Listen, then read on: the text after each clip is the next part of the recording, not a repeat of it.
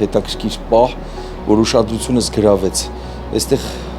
շինարարություն է գնում ու երբ որ նայում ես փոշի, կեղտ, ահավոր վիճակ սենց, կողքիններին էլ են խանգարում, իրենց ձայներով, իրենց ամեն ինչով խանգարում են ու շատ տհաճ տեսարան է իրականում, բայց գիտեք, երբ որ նայում ենք այս գեղեցիկ շենքերին, մենք չենք էլ պատկերացնում, որ սրանք առաջ այս վիճակում են եղել, այսինքն այստեղ հետաքրքիր հիմք է դրվել, թեկուզ սկզբում աշխատանքները կարող դանդաղ են ընթացել, իրականում շատ դժվար են եղել, երկարատև է եղել, մարդիկ չեն էլ պատկերացրել, որ վերջում այս ամեն ինչից հետո այդ փոշի, կեղտից,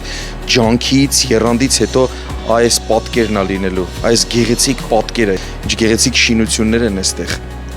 բայց դրանց հիմքը այսենց է գցվել, այսենց ջանք, եռանդ, փոշի, կեղտ, այնպես որ սիրելիներ, երբեք ու երբեք արտաքինով մի դատեք, մի ասեք կեղտոտ է, մի ասեք փոշոտ է, մի ասեք դժվար է, դանդաղ է, մի դատեք ձեր աչքերով, իմանալով, որ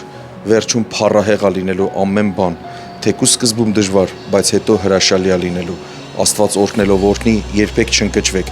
արեք ձեր գործը ժամանակին ու մի հաշվի առեք կողքից խոսող են մարդկանց, ովքեր որ դատում են առաջին հայացքից, Տերը օրհնելով օրհնի ձեզ, ամեն